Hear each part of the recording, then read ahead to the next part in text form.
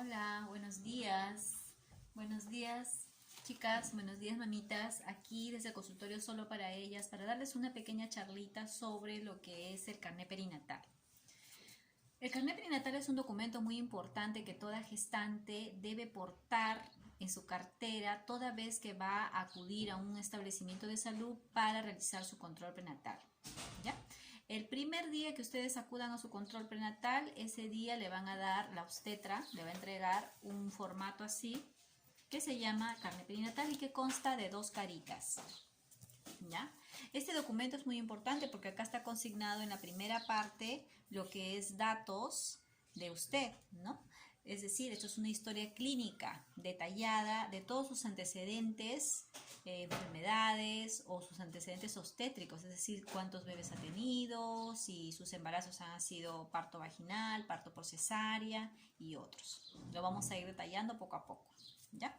Bueno, y la otra cara es esta, ¿no? Que es donde se va a consignar los datos, específicamente el establecimiento de salud donde te estás atendiendo, que puede ser un hospital, una clínica, un consultorio, un policlínico, ¿no? Un centro médico y tus apellidos y nombres completos, el número de historia clínica que puede ser tu DNI, ¿no? Y acá se va a consignar lo que es tus citas o controles, ¿no? Que generalmente son mensuales hasta los 7 meses y de los 7 meses al octavo quincenal y luego semanal, ¿no? Del octavo hasta el noveno. Y acá tenemos un casillerito donde dice señales de peligro. Estos son los famosos signos de alarma, ¿no? En cada control prenatal, has escuchado a la obstetra te dice, ¿no? ¿Sabes qué, ceñito? Usted va a venir a su control en tal fecha. Pero usted tiene que estar atenta a los signos o señales de peligro, ¿no? En los que si usted presentara uno de ellos, tienes que acudir antes de la fecha de tu control, ¿no es cierto? Por ejemplo, vómito exagerado. Lo normal en el embarazo los primeros 3 meses es que haya náuseas, ¿no? Pero lo malo es, o lo patológico sería de que hubieran vómitos, esos vómitos donde se expulsa alimentos, ¿no? Y que de repente sea en una frecuencia mayor de 3 a 4 por día, ¿no? ¿Por qué? Porque con el paso de los días puede descompensarte, te puedes deshidratar y eso sí es peligroso, ¿ya? Entonces, si presentas vómito exagerado, inmediatamente acudir antes de tu cita programada, ¿ya? Si presentas sangre o líquido, pero el líquido específicamente líquido amniótico, es aquel líquido blanco, ¿no? Con olor a lejía. Generalmente tiene esa característica el líquido amniótico que hay que diferenciarlo de las infecciones vaginales que son descensos, ¿no? Que tienen otras características, ¿ya? Entonces, inmediatamente también a control para que te evalúe tu obstetra. Si presentas fiebre o escalofríos, claro, porque nos puede estar indicando que de repente hay un proceso infeccioso, ¿no? Generalmente las gestantes cursan con infecciones urinarias durante el embarazo y a veces estas infecciones urinarias pueden dar síntoma o puede que no, o pueden manifestarse simplemente con fiebres o escalofríos, ¿no? Eso también es una señal de peligro que indica que debes acudir al establecimiento de salud para realizarte un chequeo, ¿ya? Porque te digo de que existen infecciones, como te vuelvo a repetir, asintomáticas, que no dan síntomas, ¿ya? Y que pueden poner en riesgo tu embarazo. Entonces, también otro de los signos de alarma, la hinchazón, cara de manos y pies, ¿no? Las hinchazones pueden ser normales en los últimos meses de embarazo. De repente que por ahí se puede hinchar un poquito el pie, ¿no? O puede hincharse la manito un poquito, pero si ya vemos de que esa hinchazón empieza en épocas tempranas, de repente a partir del quinto mes, del sexto mes, entonces ahí sí hay que manifestarlo para que podamos estar, digamos, alertas ante la aparición de cualquier enfermedad. En este caso, la enfermedad que está asociada a esto podría ser la preeclampsia, ¿no? Que es cuando se sube la presión arterial de la mujer y entonces la mujer, la mamita, empieza a veces a retener líquido, ¿ya? Pero no todas las hinchazones de manos, de pies, necesariamente va a ser preeclampsia, ¿ya? Pero sí indica que hay que hacerte una evaluación más completa, ¿ya? Entonces, atenta, si presentas esto, inmediatamente a tu control. Dolor de cabeza, dolor abdominal. El dolor de cabeza hay que diferenciarlo del dolor tensional, ese dolor que tú ya conoces como es, ¿no es cierto? Y que aparece y puede desaparecer, pero que va asociado de repente a problemas que hayas tenido en los días anteriores, ¿no? Pero aquel dolorcito que aparece en el embarazo y que nunca lo has tenido anteriormente, ese dolor tienes que estar alerta, ¿no? Porque hay patologías ¿no? Patologías neurológicas del sistema nervioso central que pueden provocar, digamos, complicaciones durante el embarazo, ¿no? Malformaciones arteriovenosas que de repente no sabías que existían, de repente coincide con este embarazo y pueden manifestarse de esa manera y provocar, digamos, alguna consecuencia, ¿no? Entonces es preferible, si presentas un dolor de cabeza extraño, atípico, que no lo hayas tenido antes, inmediatamente acude al establecimiento de salud, ¿ya? Igual que el dolor abdominal. El dolor abdominal puede ser de causa obstétrica o puede ser una causa no obstétrica, ¿no? Obstétrica es decir, propio de tu embarazo, ¿no? Y no obstétrica que sea relacionado a otro tipo de enfermedad, porque en el abdomen tenemos varios órganos, ¿no? Está el hígado, está la vesícula, está el páncreas, está el vaso, está el estómago, están los intestinos. Entonces cualquiera de esos órganos pueden afectarse.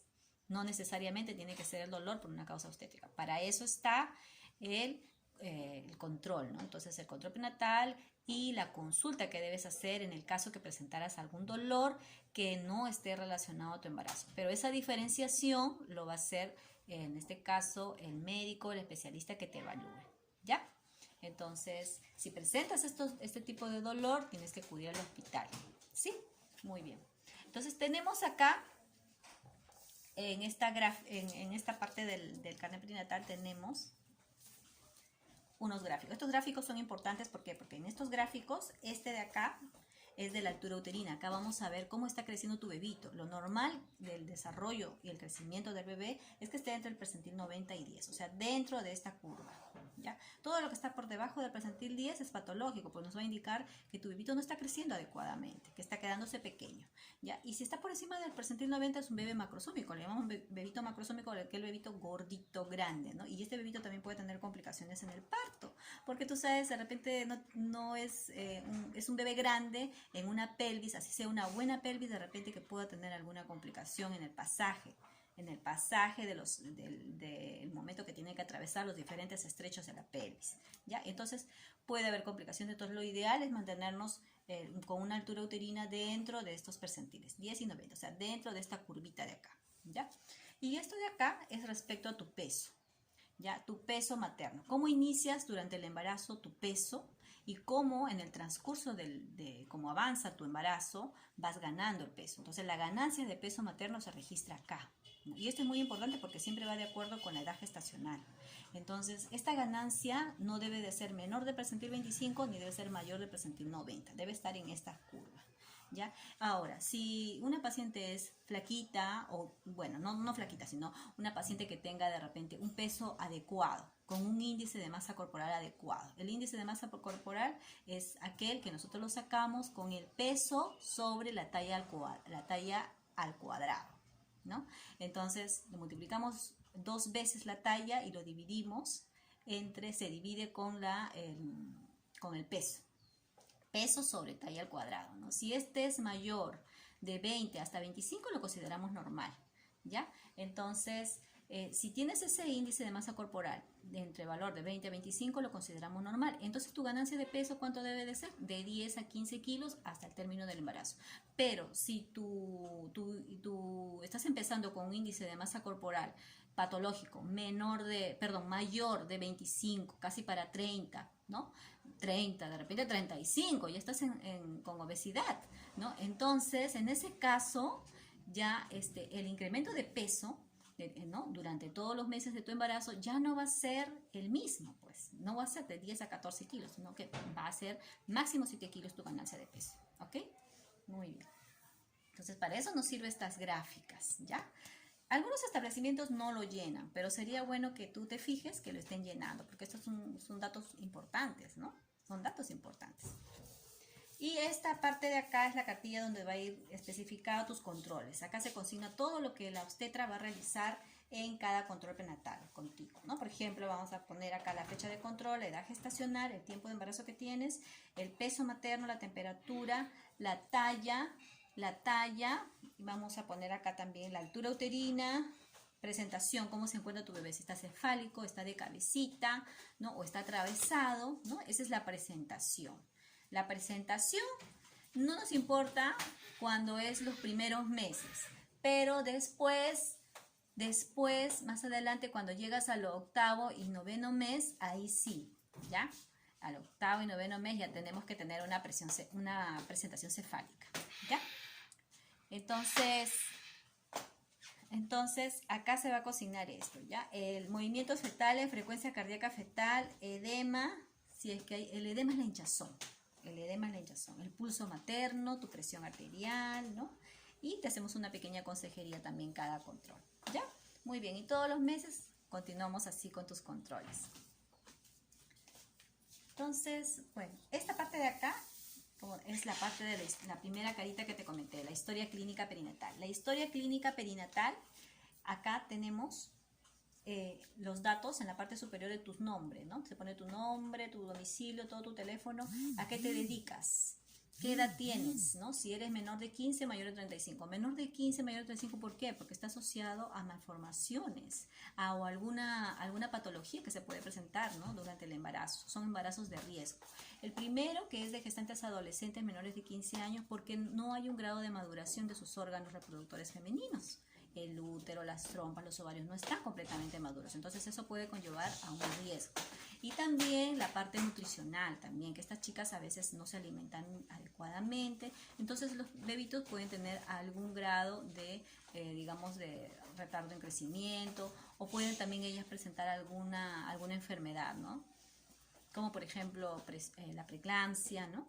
Y en las gestantes añosas, ¿qué patologías está asociado que puede presentarse? Enfermedades como por ejemplo la presión. Esas pacientes a veces ya tienen un cuadro hipertensivo al momento que se embarazan, ¿no? O también pueden ser pacientes diabéticas y que se embarazan a esta edad. O pueden haber problemas a nivel también del corazón, también pacientes que pueden tener alguna enfermedad del corazón y bueno, se embarazan, ¿no? Por lo mismo que ya pasaron años y pueden estar de repente presentando ya alguna enfermedad, ¿no? Y en todo caso de no presentar ninguna enfermedad, a veces también el mismo embarazo les va a predisponer a la aparición de repente de una diabetes o de una preeclampsia. Entonces son embarazos de riesgo donde los fetitos tenemos que cuidarlos como oro, ¿ya? Entonces, ¿por qué? Porque pueden desencadenar algún trastorno durante el embarazo, ¿ya? Entonces, acá en lo que dice ocupación es importante también manifestar qué tipo de trabajo realizas. ¿Por qué? Porque hay trabajos en donde las pacientes a veces están en contacto con productos tóxicos. Estos productos tóxicos pueden contener plomo o mercurio. Entonces, esto puede alterar la formación de las células del embrión y puede traer consigo abortos precoces de las primeras semanas. ¿Por qué? Porque de repente esas células malformaron al producto, malformaron al embrión. Entonces, esa malformación conlleva a una pérdida, ¿ya? O también pueden haber alteraciones cromosómicas, ¿no? Cromosómicas, genéticas. Niñitos que de repente tienen síndrome de Down, ¿no? Entonces, estos procesos, estos niñitos que tienen síndrome de Down es por una causa genética, un trastorno en los mismos genes de nosotros, ¿no? Entonces, la causa en sí exacta no se sabe por qué es que ocurren estos trastornos genéticos, ¿no? Pueden ser causas ambientales, pueden ser causas alimenticias, pero en sí no hay nada, ningún dato que diga exactamente por qué, ¿ya?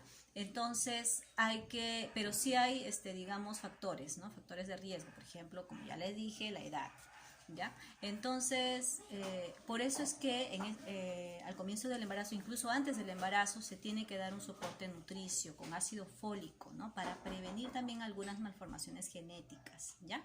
Como por ejemplo malformaciones del sistema nervioso, ¿no? A veces hay enfermedades que se presentan por deficiencia de ácido fólico, generalmente enfermedades del sistema nervioso, patologías del sistema nervioso, del cerebro. Entonces hay que nutrir a nuestras gestantes desde antes del embarazo, ¿no? En la preconcepción, darles ácido fólico y posteriormente también, ¿ya? Hasta el tercer mes generalmente se recomienda el ácido fólico porque ya a partir del tercer mes ya estamos dando unas vitaminas que son más completas, ¿no? Que ya contienen sulfato ferroso, otras vitaminas y minerales también le agregamos, ¿sí? Entonces, bueno, acá tenemos los antecedentes obstétricos que son los embarazos anteriores que has tenido. Esto también se considera consigna acá. Y vamos a ver si han sido vaginales, o sea, partos normales, o han sido cesáreas. Si han nacido, si tus recién nacidos, tus bebitos han nacido vivos, o si han fallecido. Y si han fallecido, han sido en la primera semana o después. Todo eso se consigna acá. Acá solamente vamos a colocar los antecedentes de embarazos anteriores, no a tu bebito actual, ¿ya? Solo los anteriores, por eso dice antecedentes obstétricos, ¿ya? Y el fin de la gestación anterior. Te van a preguntar, ¿cuándo ha sido el cumpleaños de tu hijito, del último? Entonces tú vas a consignar acá qué fecha ha nacido tu bebé, ¿no? Y vas a decirnos también si fue un parto, ¿no? Terminó en parto. O puede ser también que tu último embarazo no haya terminado en un parto, sino que haya sido un aborto. Entonces también lo tienes que consignar. Y si es aborto, o si ha sido una pérdida por un aborto, o ha sido de repente un embarazo ectópico, una gestación que no se formó dentro del útero, sino que se formó en las trompas, en los ovarios o en el abdomen, fuera del útero. Entonces también lo tienes que consignar. O si fue un embarazo molar, que es un defecto de la placenta se desarrolló, se multiplicó demasiado y no permitió que se desarrolle adecuadamente el embrión o el feto, ¿ya? Entonces, si fue aborto, tipo de aborto, también hay que consignarlo acá, ¿no? Es diferente un aborto incompleto, un aborto completo, un aborto frustro, ¿no? Por ejemplo, el aborto frustro es cuando el bebé se desarrolló hasta las 8 semanas. 9 semanas ya no hay latidos, se hace una ecografía, de pronto no hay latiditos. Entonces, eso se considera como un aborto frustro, ¿no? Entonces, y el aborto séptico es cuando generalmente está asociado a maniobras, ¿no? A veces hay personas que recurren a procedimientos abortivos provocados, y pues a veces estos establecimientos no cuentan con instrumentales adecuados y están de repente infectados, ¿no? Como usan materiales infectados, entonces pueden provocarte una septicemia, ¿no? Una infección generalizada de la sangre por un foco infeccioso que empezó en el útero.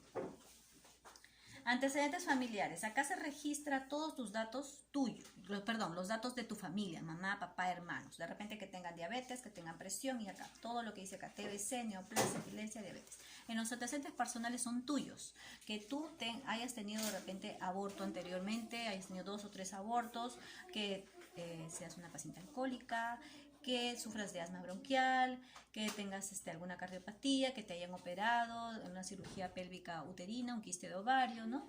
Diabetes, enfermedades congénitas, todo lo relacionado a las patologías que tú presentes, ¿ya? Se tiene que consignar acá. Acá es importante el peso, la talla, vacunas antitetánicas que te hayas puesto en los embarazos anteriores, ¿no? El tipo de sangre también, porque esto nos refleja si hay incompatibilidad sanguínea, ¿no? Compatibilidad sanguínea del grupo sanguíneo. De repente tú eres grupo sanguíneo O positivo y tu esposo es grupo sanguíneo A negativo, ¿no? Entonces, en este embarazo, perdón, al revés. De repente tú eres grupo sanguíneo O negativo y tu esposo es A positivo. En este embarazo puede ser que no haya molestias, pero en el segundo embarazo puede haber la incompatibilidad, ¿no? ¿Por qué? Porque te sensibilizas, ¿no? Te sensibilizas al factor RH positivo que no reconoce tu cuerpo. Tu cuerpo tiene RH negativo y tu esposo tiene RH positivo. Entonces tu organismo, tu sangre no va a reconocer, entonces va a generar anticuerpos. Y esos anticuerpos van a quedar registrados en tu cuerpo. Y en un segundo embarazo, esos anticuerpos van a atacar a tu bebé, ¿no? Entonces, a tu nuevo embarazo. Entonces, eso es importante identificar, ¿ya? Porque acá puede haber un riesgo de incompatibilidad sanguínea. Entonces, la fecha de última regla también es importante para establecer la edad gestacional. Si no te acuerdas de esa fecha de última regla, tienes que hacerte una ecografía lo más pronto posible, ¿ya? La ecografía nos va a permitir determinar el tiempo de embarazo. Y qué mejor que la ecografía transvaginal, que se hace a partir de la 4ª semana. A partir de la 4ª semana se empieza a visualizar el saco gestacional. Entonces, en ese momento hay que hacernos una ecografía. También es necesario hacerse una prueba de sangre. Entonces, esa prueba de sangre nos va a confirmar el embarazo, y luego con la ecografía se va a corroborar también el tiempo de gestación, ¿ya? Fecha probable de parto, eso lo sacamos con esos datos. Y ahí te vamos a decir, ¿para cuándo van a ser tu bebito? ¿Sí? Y entonces acá tenemos los análisis que te pedimos, ¿no? Tú sabes, en el primer control prenatal se pide una batería de análisis, una serie de exámenes que pedimos: hemograma completo, grupo sanguíneo y factor, pedimos glucosa, pedimos ¿cómo se llama? HIV, BDRL, un examen de orina, ¿no? De verdad, yo prefiero pedir en vez de un examen de orina simple, muchas veces pido un urocultivo. ¿Por qué? Porque a veces es necesario hacer una prueba un poquito más especial, ¿no? Y estar seguros realmente de que no hay infección urinaria. Porque, ¿ya?